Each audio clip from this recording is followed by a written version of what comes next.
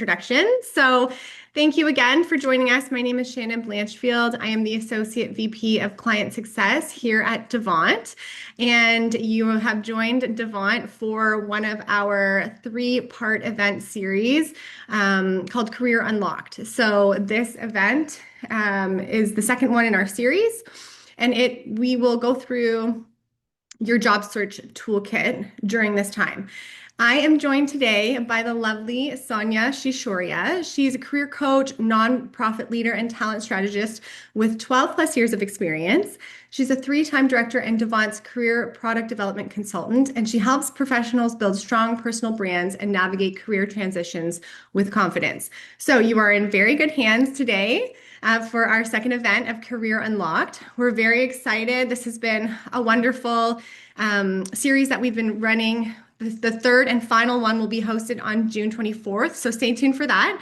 Since you're all here today, you will all be receiving that registration link, so no need to re-register or anything like that. As I mentioned, we will be recording this. I'll be sending a follow-up email out to everybody who has registered with the recording as well as the slides. So don't worry about that. We'll get that to you so that you can rewatch it. And in case you miss anything, we'll be sending that out to you. So the agenda for today, it's going to look like I will pass it over to Sonia, and she's going to take you through a little presentation that she's created. We'll talk you through the toolkits, the resumes, everything that you are looking for to feel more confident in your career search journey. And then she'll pass it over to myself. I'll take you through a brief walk through of our alumni platform, which we are very excited about. And I won't take you through every single aspect of it, but just kind of the main tools and services that we offer there.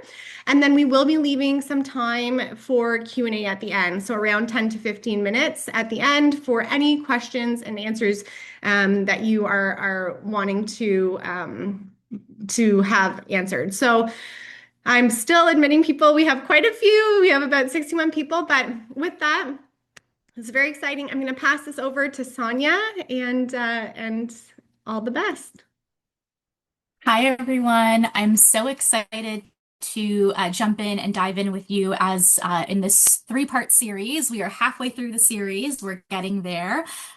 Today, I want to kind of level set us and say that I have two goals for you being here today. So the two goals would be number one, by the end of this session, we have built your confidence no matter where you are in your job search journey. So we all know that each of us are coming to this session in different stages and phases of our journey. And the first goal is to help you build your confidence, recognize where you are in your journey and build your confidence.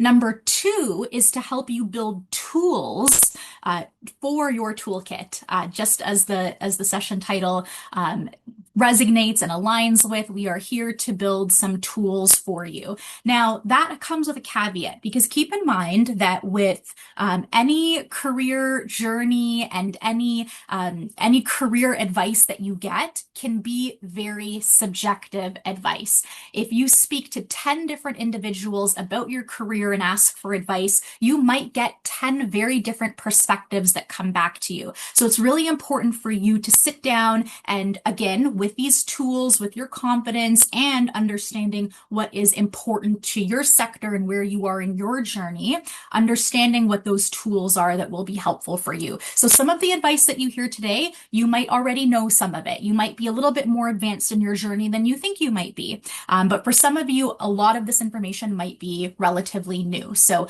I say that as a caveat to encourage you and to keep that in mind as we go through this session. So I am going to share my screen now with the slides. I've got about 30 slides and quite a bit to cover today. So I'll just jump right into it. This is the job search strategy roadmap. I like to share this in any workshop that I am facilitating to give you an understanding of my perspective of what is quite successful in a candidate navigating their job search journey. Because what happens is when individuals want to look for a new job, or as soon as they graduate, they immediately say, okay, I got to start working on my resume right away. which, yes, is important and is going to be a big bulk of what we talk about today. But there's actually this invisible first step that happens before you start working on your resume. And that invisible step is personal branding. Now, the personal branding piece is what we spent a large chunk of our session number 1 focused on. And those slides are available and have been circulated to attendees. And we're going to do a further LinkedIn sessions on personal branding as well because of how important it is. Because if your personal branding isn't clear, isn't concise, and the person that you're speaking with doesn't immediately understand what your value proposition is, then that means your resume isn't going to be as strong, your cover letter isn't going to be as strong, your LinkedIn profile won't be as strong, and then all of that's going to have an impact in how you interview as well. So that's going to be really important that you keep in mind that this is really that invisible thread, this personal branding piece that shows up in all these other elements of your job search strategy. Another piece to keep in mind that we will touch on, so interviewing we'll talk about in part 3 of the series, and networking is along here at the bottom because networking is what you do in your everyday. There is not a, siloed moment in time where you are to be networking as part of your job search strategy. That's something that happens in your day-to-day, and we'll talk about that as well. The other caveat to keep in mind is that every single one of these aspects here could very well be its own 1-hour webinar. So what we've tried to do in this series is package the most critical, relevant information for you to 1, build your confidence, and 2, build your toolkit in this moment in time. So with that being said, number 1, how are we going to build a show-stopping resume? Well, let's take a step back and look at some data. Well, the data tells us that a recruiter takes only 6 to 8 seconds to review your resume before determining if you're going to make it on to the next round. Wow, 6 to 8 seconds. That's not a lot of time. That's really not a lot of time to show what our impact is, and to show what it is that we are able to bring to the table. And this is exactly why we say those personal branding elements are really important to be clear on so that we know that in those 6 to 8 seconds, that's being shown to the forefront. 80% of CVs don't make it past the initial screening stage. I wouldn't be surprised if that stat's even a little bit higher right now, given a lot of the competition that we're having in the marketplace. And 11% out of all the applicants that are applying for a job, only 11% of applicants are deemed, on average, are deemed suitable for the role. 11% out of 100. Now, the goal here is how can we enable you in your job search strategy to be a part of that 11%? Okay, so there's a lot of advice out there around, editing your cover letter and your resume for every single job that you apply to. Yes, it does need to be tailored, and yes, it does need to really align well with the position. However, as someone who, yes, I'm a career coach, but I also navigated my own journey to leadership within the last 12 years, and I had to navigate the job search market as well, and it can be very exhausting to have to work on and edit your resume for every single application that you're applying for, especially if you're perhaps a new grad and you're keeping your options a little bit open. There might be a few different fields, a few different industries you might be interested in, or perhaps you are ready to level up in your career or make a big change and you're looking to cast your net a little bit wide. My recommendation is don't cast your net too wide. Focus on 2 to 3 different areas that you are interested in pursuing, and then work backwards from there. Then you're going to build one really strong evergreen resume for each of those categories that you are pursuing. And the reason for that is because it will allow you the opportunity to have a really good starting point to work from when you are ready to apply for roles that are very closely aligned to what you're looking for. So it's always good to have that starting point, and then you have those really strong versions that you can work from. Now, I often get this question as well, and I'd like to debunk this myth.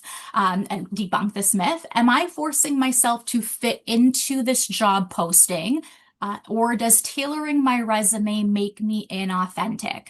I often hear this from individuals when we tell them that you have to align your resume a lot closer to the position itself, and they feel like they're forcing themselves. Well, my rationale behind that is, you're not necessarily um, you have so much to offer, and that cannot be shown on a 1 to 2 page resume. Like, you probably have a lot more information out there that can be articulated, and it will get to that point when you get to the interview stage. But your resume has to be viewed as like a spotlight of what those most best aspects and skills are that you want to bring front and center, because we know that everything can't be front and center. So this spotlight then moves depending on what position you're applying for, what industry are you a part of. You're still being authentic, but you're curating what's most useful for that employer to see. So instead of thinking, am I forcing myself to fit in? I encourage you to reframe that as, I'm showing them the overlap between what I've done and what they need. And that in itself is a strategy, and it's a strong strategy. So let's move on to resume formats, resume layouts. I know that there's a lot of templates out there. There's a lot of resources out there. You'll hear from Shannon too about the resources that you can access with Devant. And this here is a snapshot of one of the most frequently used resumes that I've seen, that I've worked with clients on as well. And the reason why I'm showing you this snapshot and this view is because, remember a few slides ago when we were looking at the data, and the data shows us that a recruiter only takes 6 to 8 seconds. Again, that's not a lot of time, and that means that the top half of your resume needs to have the most important, relevant information and the keywords that are aligned with the opportunity. So we now have been implementing and encouraging a professional tagline that goes right underneath your name. This could be part of your personal branding exercise of how you want to present yourself to employers. Or alternatively, it could be the category of the job that you are applying to: HR coordinator, HR assistant, along those lines. Then we move into a profile summary, which we'll talk about how you craft that in a few other slides. And then what's really helpful is the technical skills piece, or maybe depending on your field, it might not be technical, it might just be a skills category. So here is where you can incorporate, 6 to 8 really important keywords from your sector that really align with and speak to your skills and speak to the work that you do. And this is really important. And it is also like a catch-all for the applicant tracking systems, for the AIs that are scanning your resume, to really understand and to see that these are skills important as well. Now, recruiters are also looking at what is the most recent role that you've had, and are you still currently there? What are you doing? So it's really important to think about what that narrative is. I know for some individuals, perhaps you have been unemployed for a few months. We know that there's mass layoffs out there, but what else could we be putting on your resume to show that you are working on something? You're working on a project, you're working on something freelance, you're working on something on the side, to show that you are keeping up your skills and you are working towards what your goals are, and to bridge that gap. So we can talk about that in a couple of slides as well. Okay, so the objective statement. A few years ago, this was really common to be on the resume, and it would highlight, I am seeking the opportunity to work for this company in this role. We are now saying goodbye to the objective statement because we want to be more strategic with a profile summary on our page. Now, A lot of these profile summaries are starting to feel very AI written. It's very clear that that's coming down the pipe. Now, what I can say is that I've worked with clients to kind of come up with a little bit of a formula that they can start with and start to massage that to make it sound more aligned with them and not too AI driven. So for that, we would typically start with some sort of an adjective that describes you. Maybe you're analytical, maybe, another word to describe the level of work that you're doing. Then you can highlight your role and your function. And if you have a few years of experience in your field, then you would want to highlight that as well. Then moving on, you would talk about three really key skills that you have or strengths in your area. And then you would close it off by saying what you are recognized for. This is really going to be the proof in the pudding. The what you're recognized for has to really tie back to your personal brand, because when you get to interviews and when you get to networking chats, that's really going to be the driver of what you're chatting about. And the examples that you bring up, you really want to make sure are aligned with what you are saying you have been recognized for. It's part of your narrative, it's part of your personal branding experience. So I'll just read through one example here so you kind of have an understanding. So example 2 says customer service specialist with 3+ years of experience delivering exceptional support and fostering brand loyalty, skilled in resolving complex issues with empathy and efficiency, ensuring positive customer experience and strengthening company reputation. Proven track record of thriving in in fast-paced environments, both independently and part of a collaborative team. Great. If I'm inviting this person to an interview, I want to be hearing specific stories and examples of proven track record of thriving in a fast-paced environment. What does that look like? Who did you work with? What were the things that you were able to deliver on? How did you work both independently and part of a team? So definitely keep that in mind. This is a strong example of what I've been seeing for newer grads in their profile summary. And one piece too that I want to clarify here in terms of education. So I know some individuals will say that they actually have their education listed right under their skills and higher up on their resume. If you are earlier in your career and you're a new grad, that is completely acceptable and that is aligned with what we're seeing for a lot more new grads. You don't have as many work experience under your belt, but you have this degree that you just worked on and you're talking about certain projects, you're talking about certain activities. That is completely okay. However, in this hyper-competitive job market, if you are currently employed and it's aligned with what you're pursuing, if you are working in your industry, in your sector, if you have a trajectory even, then that is going to be more prominent and more important for a recruiter to see higher up on your resume than your education. So I flag that because I know that we have some relatively new grads or upcoming new grads, and I know that that's really important. So once you have that summary that we just kind of crafted in this formula, then you can kind of take it to AI. You can use this exact prompt to really massage what it is that you're trying to work towards. You can say, I'm updating my professional summary section of my resume. Please take the information I provide and rewrite into a concise, compelling 4 to 5 sentence profile that highlights my experience, skills, and value. It should sound professional, confident, and tailored to showcase my strengths. Here's my information. And then you can put in your years of experience, your industry, your core skills, and what that standout achievements were or what you're being recognized for.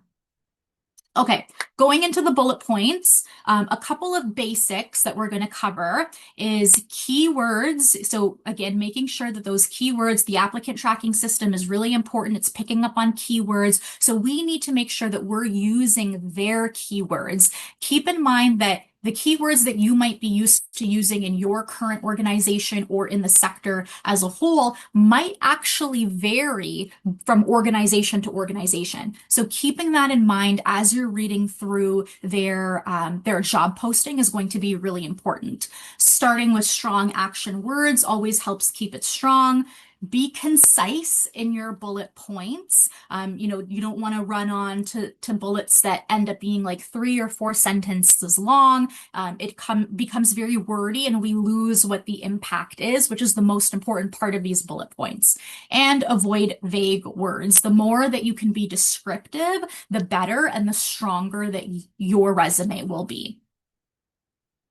Okay, bullet points. Let's do a little bit of an audit. So this is my 3-step audit for individuals in their bullet points on whether they're strong enough, whether we should keep them in, or whether you need to make edits to make them a little bit stronger. So when you go through your bullet points, I encourage you to think of 3 things. So number 1, are you addressing any metrics or KPIs that you achieved?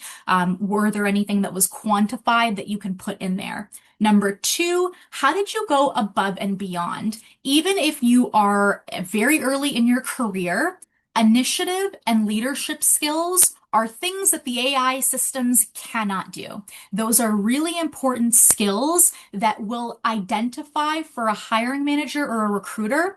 Will this person fit in with the team? How is that going to work in the landscape of the team that we already have? So those things are really important to highlight. And number 3, non-quantifiable accomplishments. What are other wins that you can take credit for during your time there? And all of this to say is that what we're really trying to extract from here is what was your impact.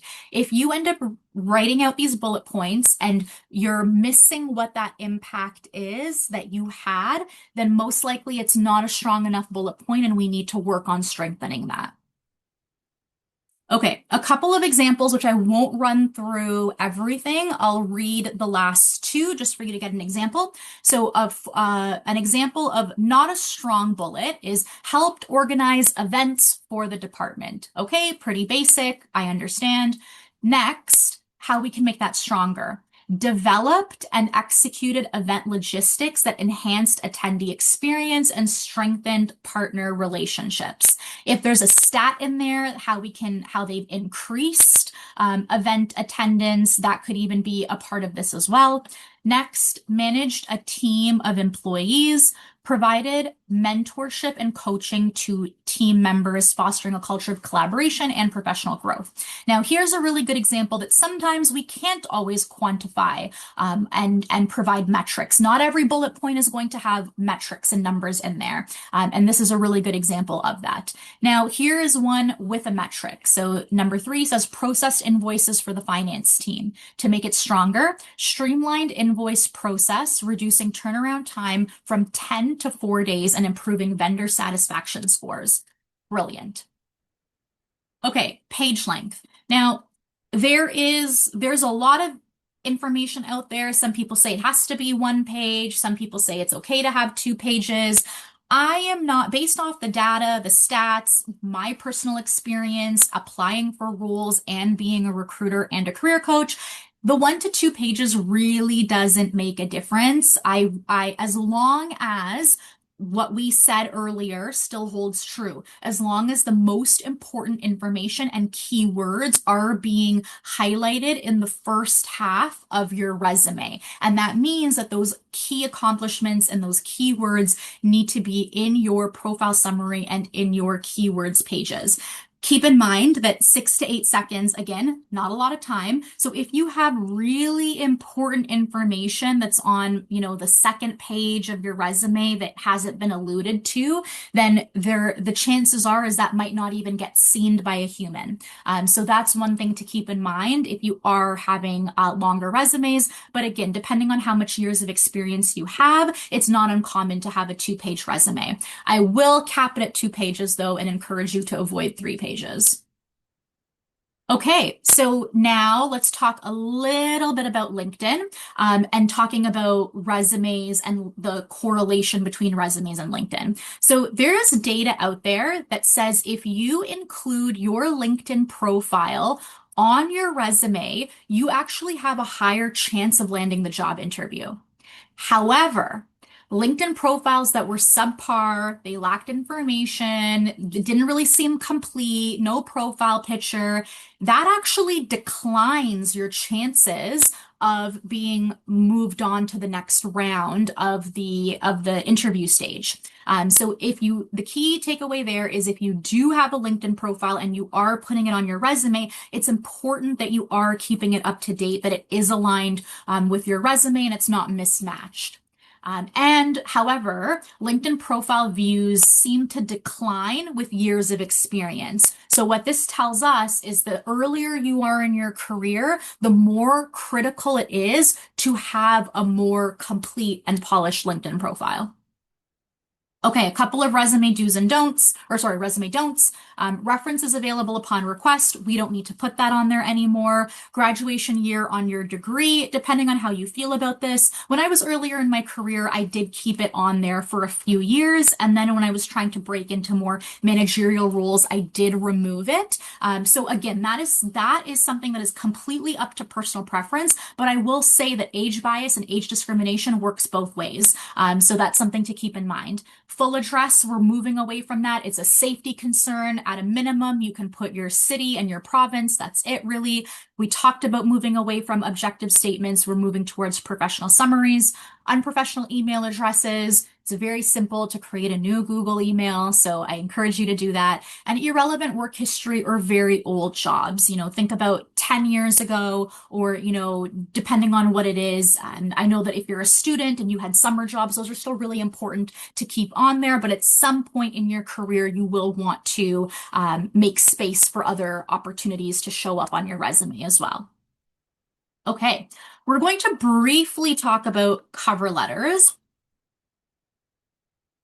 And the reason why I say briefly is because I know that not everyone is working on cover letters right now. And again, sometimes it's up to personal preference. Sometimes it's up to, whether the job posting is saying to submit a cover letter. Sometimes in certain industries like tech, a cover letter isn't necessarily needed or even asked for at that time. However, I do encourage you to really think about where you are in your career journey. And even if a cover letter isn't required, think about if and how this could be used as a tool to advance you in your journey. So certain examples are, if there are gaps on your resume and there's things that need a little bit more to elaborate on, or if you are trying to level up in your career and make a jump into a more higher level role and being able to articulate and share your excitement and that you are ready and sharing those examples is going to be really important. Or if you're completely changing industries or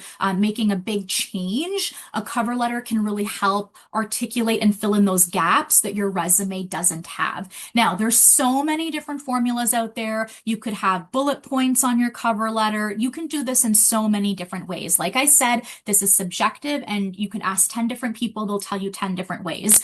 What I recommend as a simple formula to, get you motivated and to have you have systems in place is a 4-paragraph model. So I'll talk about the intro and conclusion first, and then we'll go back to the body. So the intro is your very basic, I'm applying for this job, this organization, here's where I found the role, and here are the 3 specific skills I have that are most aligned with this role. And again, you are going to pick those 3 keywords specifically out of the job posting. Your concluding paragraph is going to, speak very specifically about the company. I want you to have 1 sentence on there that shows that you exactly did do research on that company's website. You are using their language. And on top of that, you're talking about why this aligns with your personal values and interests. And that will allow you to end really strong. Now, in the middle, you're going to focus on 2 paragraphs, and each paragraph, to avoid being a regurgitation of your resume, each of those two body paragraphs is going to focus on one specific example in your career where you worked on a project or a task and you're highlighting skills and strengths that clearly are aligned with that role. Now, think about the STAR formula and try to write them in that way. What was the situation? What was the task? What was the action? What was the result? But on top of that, what was the relevance? So the relevance helps ties it back to the impact, which is really important. So I encourage you to think of two different examples that highlights two different sets of skills that are aligned with that position. So we want to show enthusiasm in your cover letter. Again, we want to use it to connect the dots on why right now for this role. Avoid repetition. Again, not a regurgitation of your resume. Be honest. It's okay to address, different hardships that you've had and be able to move on from that very quickly. Focus on where you are moving, what you are doing. Use a professional tone, and again, follow instructions. Some will very clearly identify what it is that they're looking for in their cover letter, and it's important that you show from the very beginning that you are able to follow instructions of what the employer is looking for. Okay, LinkedIn profile. Again, another session that could be 1 hour, but for the purpose of today, I want to just share the very, very high level important pieces. So the same way I showed a snapshot of the resume, I'm showing a snapshot of your LinkedIn profile. What you see here is the most important part of your LinkedIn profile when you are in an active job search stage. So the personal branding elements means your tagline, your banner photo, your cover photo, all speak to who you are, what you do, what value you bring, and who you serve. Next, you'll want to update your skills and your experience section. So that's really important because it could be a red flag if your resume is a little bit mismatched from your LinkedIn profile, but also keep in mind that your LinkedIn profile might have more than what's on your resume because your resume is, again, that tailored spotlight focused area that we're trying to highlight, whereas your LinkedIn profile might have all the other like behind the scenes dots that connect everything together, and that's okay as well. And that's something that we see is quite common. And start engaging and posting. There's like an actual algorithm piece behind LinkedIn, especially when you are in active job search mode, that the more active you are, the more that will help bump your profile up to recruiters, to hiring managers, so that they see that you are applying for these opportunities, that you are aligned, and that you are interested. I know it can feel really daunting to write your own post, especially in an era where everything feels so AI written. Even I wrote something last week, and after that, I vowed not to use AI to write my LinkedIn post because it's starting to sound like everyone else is out there, and we don't want that. We're losing that authenticity. So I encourage you, if you're not ready to start making posts, at a very minimum, you can comment, you can reshare, you can you can engage with other professionals in your industry. Do some reading and research on the content that they're putting out and engaging in that. And that can be a really good way to help build your network as well. So moving on to the hidden job market, most opportunities don't come from asking people for jobs. They come from visibility, relationships, and timing.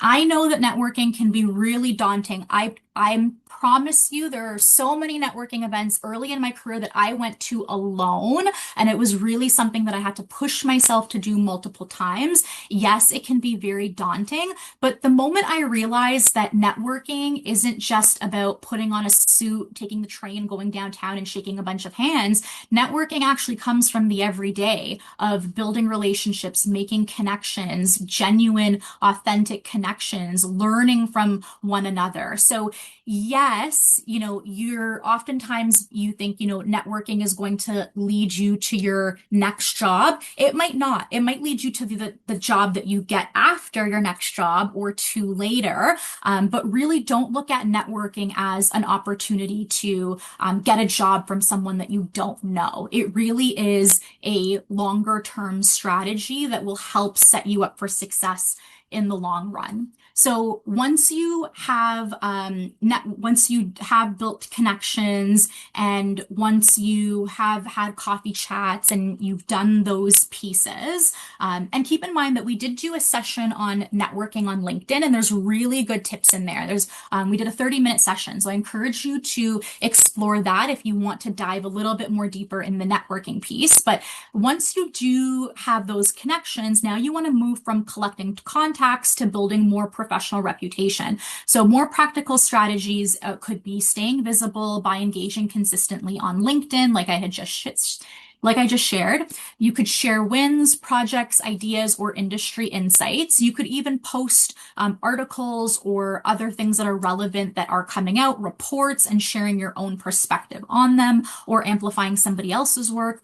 Follow up after conversations with genuine gratitude. Keep relationships warm even when you don't need something. Become known for curiosity, professionalism, and reliability. Now, this part here is really important. Keep relationships warm even when you don't know them. Now, I know how daunting that can feel, thinking like you have 30 people in the back of your head that you want to stay connected to. How do you do that? This is why LinkedIn is really important when you are earlier in your career, because even though for folks that you haven't maybe spoke to in a couple of years, they're still able to keep track of what your wins are, what your projects were, what your career moves have been. And in a way that makes them feel connected to you because they have access to you. They have the inside information of what's going on professionally with you. So by doing those actions, you are in turn keeping relationships warm even when you don't necessarily need something. That way, when you reach out to someone following up, you could say, way to go. I saw that you were promoted to XYZ. I recently moved into blah, blah, blah, or I'm looking to study this, or I want to learn more about this. Do you have some time to chat? So there's that familiarity that you're building there.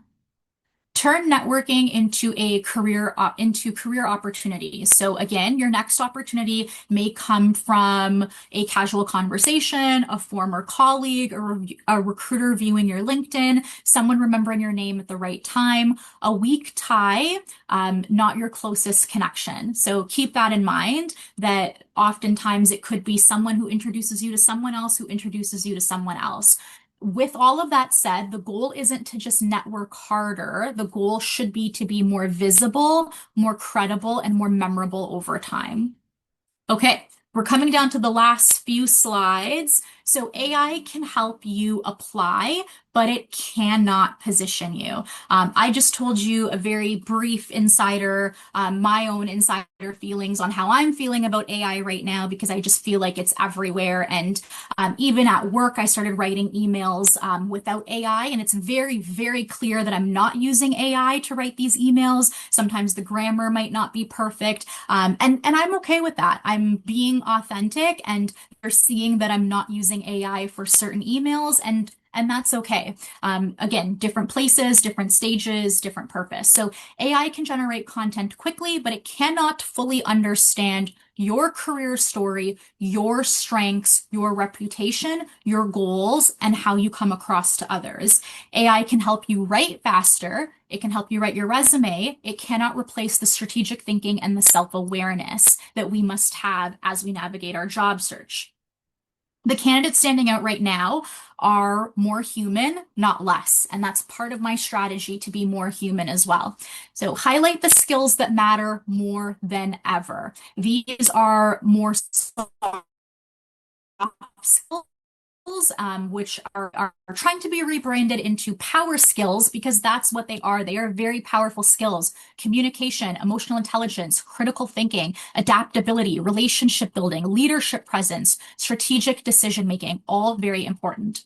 Why personal feedback still matters. So I use ChatGPT even as my career coach sometimes to help me navigate certain things, but that does not replace the human conversations that I'm able to have. As a former career coach for my alma mater, I got to sit down with over 300 different alumni one-on-one, and that was one of the most telling things for me to see in that role, was that yes, AI can take you only so far, and at some point your career still requires human strategy, human connection, and and human judgment. So a strong coach, mentor, recruiter, or trusted professional can help you identify blind spots, strengthen your resume answer, clarify your personal brand, tailor your strategy, and communicate your value more effectively. So whether you have the opportunity to sit down with a coach or peer review with another colleague, or potentially a mentor as well, you will yield a lot more strategy and benefit and tangible feedback tailored to you in that way.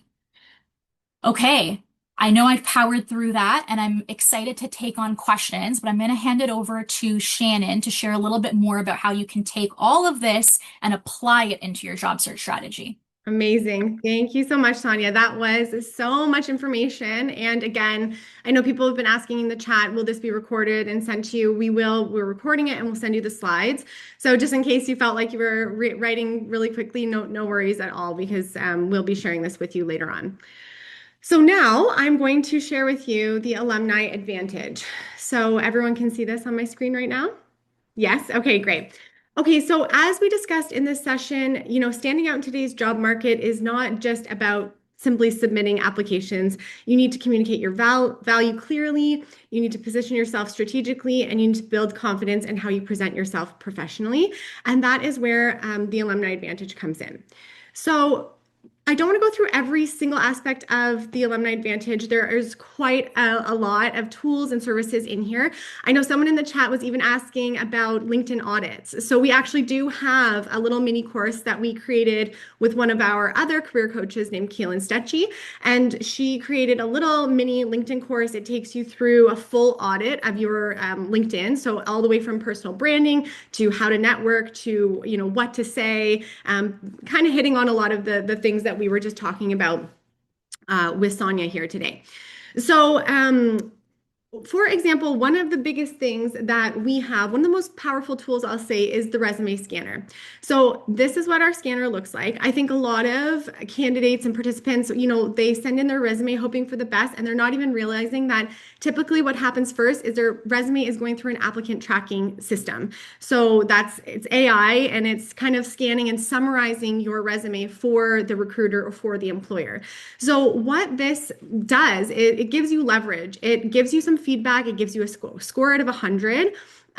Passes, you would have a higher than 80%, and you would have a green circle. So I'm somewhere around 75. So there's definitely things that I could work on for my own resume. So you can view the feedback. It checks against 58 different checks. So it's quite extensive, and you can update as you go along, and you can rescan it as many times as you'd like. So it is going to give you a summary and kind of pinpoint where you can help to increase the chances and likelihood of passing through these applicant tracking systems. So anything from what it looks like, your file name, what it should look like, the structure of it, so some details, contact details, section content, everything looks good for me here. Anything with a check mark, I'm good to go. It'll look at grammar. It will look at LinkedIn, your LinkedIn profile, so it makes sure that you have the correct URL there. Education dates, so those, some of these might be missing. So it really goes through quite a lot. And there's even a little word bank, and it kind of pulls out the keywords that are used most often within your resume.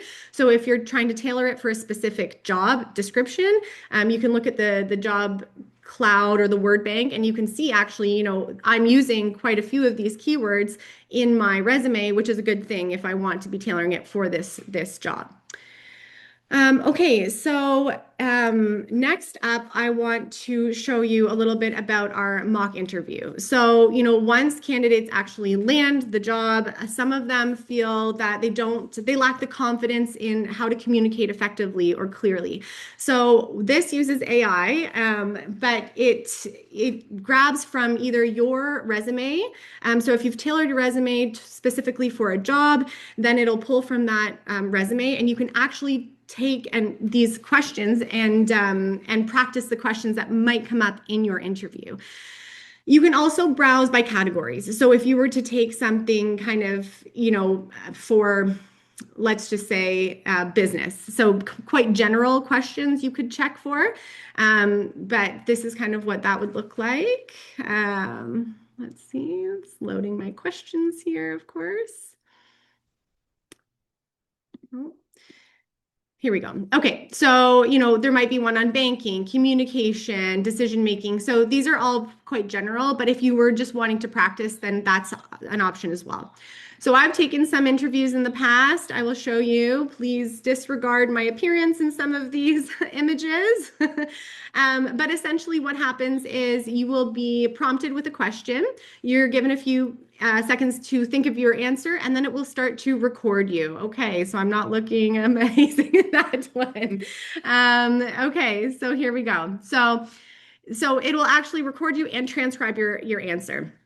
Then there's some key points. So key points is what employers would be looking for in your answer. So this is kind of self-led. So you go through and you think, okay, was I talking about things you do outside of work that are interesting and different? Yes, I did talk about that. Okay, click that. Did I use it as an opportunity to highlight strong positive attributes that are in the role? I didn't do that, but I'll have that in mind for next time because that's likely what these employers are looking for in your answer. Down here, it's more of an analysis of your answer. So this is really where the AI is coming in, the AI feature. So it's going to analyze your body language, so your perceived emotion. Are you calm? Are you a little frantic? Your eye movement. So you want to have, direct eye contact. You don't want to be looking around. Mine could have been a little better apparently here. I can click on this and understand, what is an employer looking for in terms of eye contact. Smile frequency, are you smiling too much? Are you not smiling enough? We look at communication and speech, so your rate, your clarity, filler words. I tend to use those quite a bit. And if you click on that little icon, it will often highlight in your transcript where you have used those filler words. So you can just have that in kind of your mind to try and pronunciate a little better.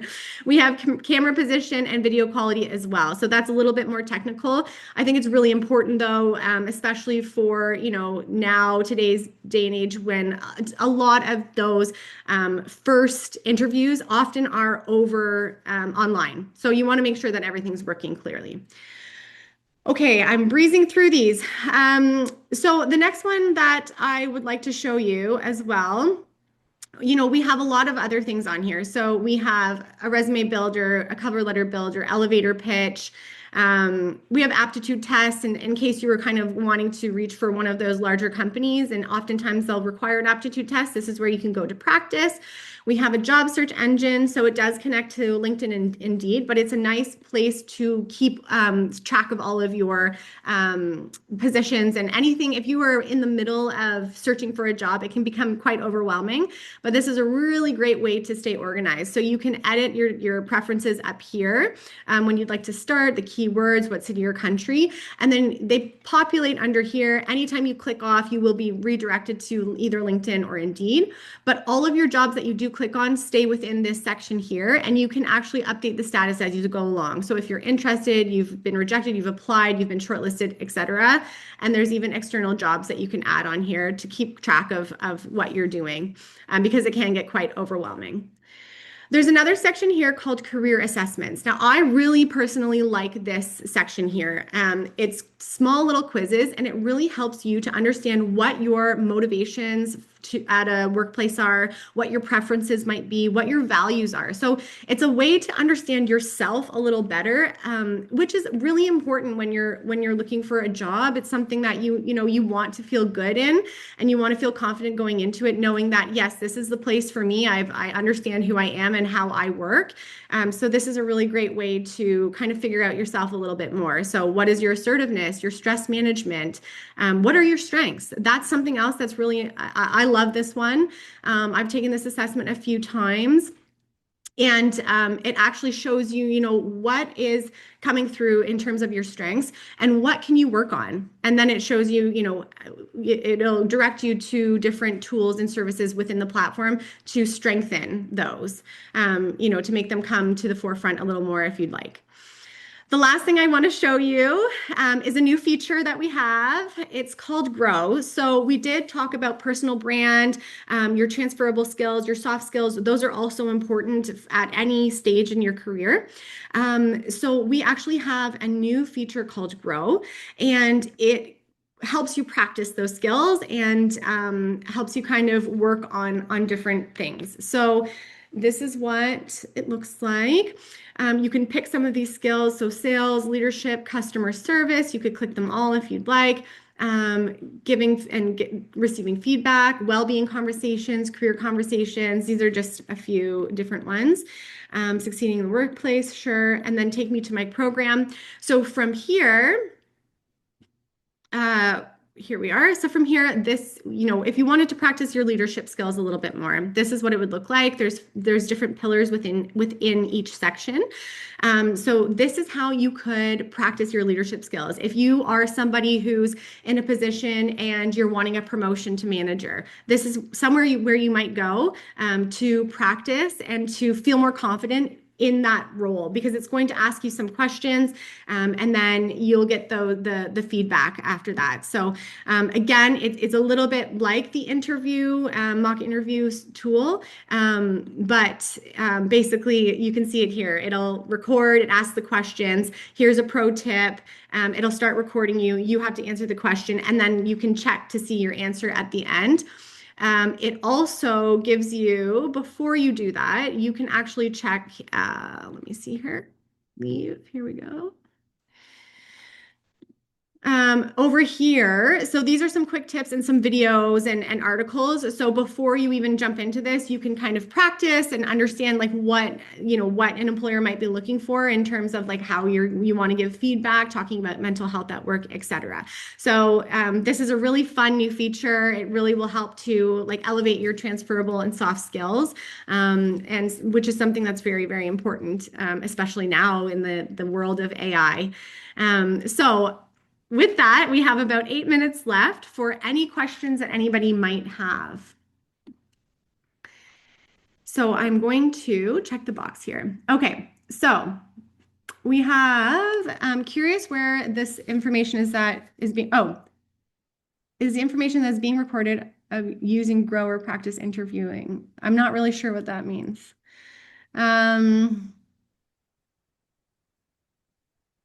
Everything is private. So if you sign up for the Alumni Advantage platform, everything is private to you. There's nothing that anybody sees from any end, and you can delete anything that you'd like. So any interview that you take or mock interview that you take, you can delete that, and you don't have to revisit that at any point.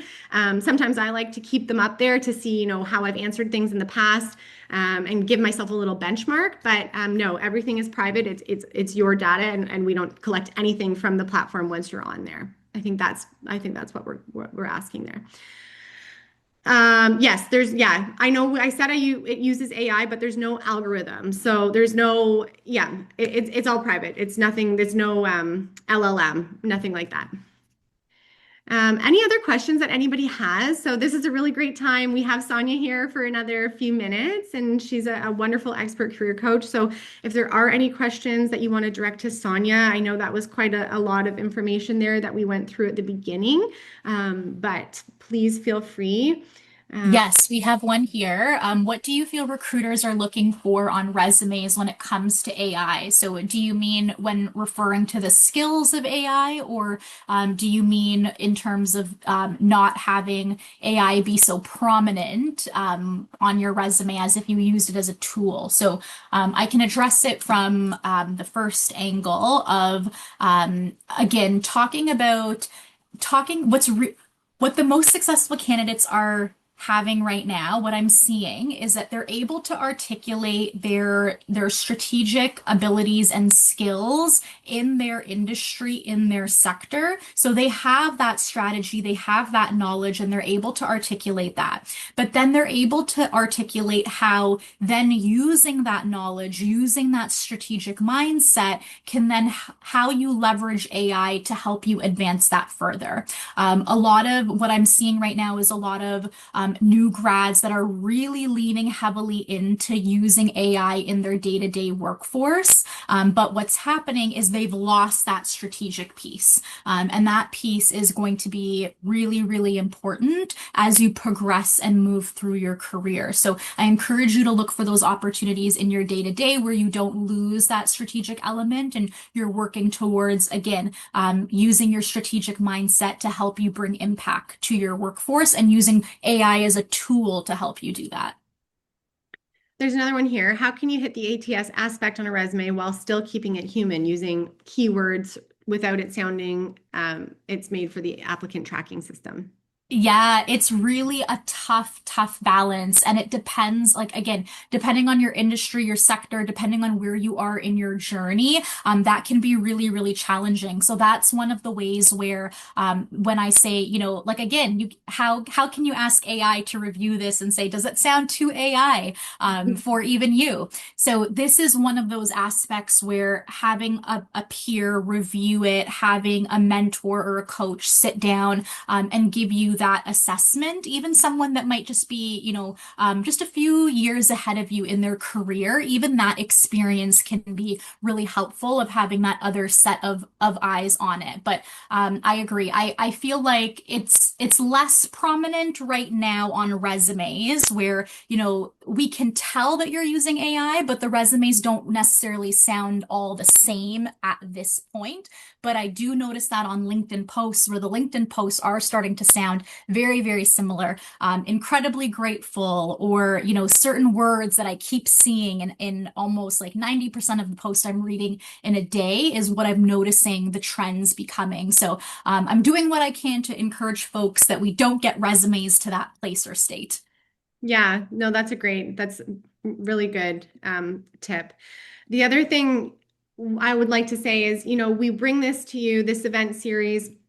We want to inform you and help as much as we can. The bottom line at Devant is, we really want to help you get ahead in your career. And that's why we created the Alumni Advantage. Ultimately, it's not just to help users apply for jobs, it's to help you position yourself more clearly, communicate your value effectively, build confidence, strengthen your professional brand, and ultimately just kind of improve your ability to stand out in this competitive market. So that's what Devant actually stands for in French, is to get ahead of. So that's really our bottom line here, and that's why Sonia and I are so eager to bring this to you. And so we really hope that this has helped. And I'll put the link to the Alumni Advantage again in the chat, but it will be sent out in an email. I'm seeing. Maybe we can squeeze in a few more questions here, Sonia. Let's see. Since most people only take a few seconds to look at resumes, should you squeeze your information into one page or two? Because I'm not sure if they'll look at the second page. I think, Sonia, you did end up covering that, didn't you? Yes, yes. So again, the first top half of your resume is going to be the most important part, that really highlights your personal brand and addressing what you bring to the forefront. And then you're using the other elements on your resume to highlight other experiences that you have, to show your trajectory, to show your skills. And then if needed, using your cover letter to help connect the dots and share even more of that background. Amazing. And I noticed that someone did just ask about personal resume reviews. We do have a wonderful group of career coaches that we partner with here at Devant. We have around 6 of them, all from different industries and backgrounds. So I've just I've put the link here in the chat and you can take a look through. There's even a little quiz that you can take that will pair you with one of our career coaches in terms of what you're looking for. So feel free to check that out. If you're looking for, that step further, that you want that personal touch, maybe you don't have that mentor in your life, you can definitely, choose from a host of our wonderful expert career coaches as well. One more question and then it'll be 1 o'clock. So if in a career transition, but with previous work experience, should I place education higher on my resume to highlight the new career education pivot? Yeah, Why? so again, the one of those questions where very subjective based on how much background do you have, how much work experience do you have, how many of those roles are you showcasing? But first, it really, and again, it depends. What was your most recent role and most recent title, and how closely could that align? What are the transferable skills to what it is that you are pursuing? A lot of that plays a factor into what I would respond to you, and that I would say that would warrant more into a sit down conversation and talking through that a little bit more. Amazing. Sonia, thank you so much for your Thank time and you. dedication. Thank you everyone for joining us today. Please keep a lookout for that email. Check, if you don't receive it in your inbox, maybe check your spam. This will be sent out within a few hours, and then the recording and the slides will be sent out tomorrow. So thank you everyone. I hope you enjoy your day and all the best in your career journey.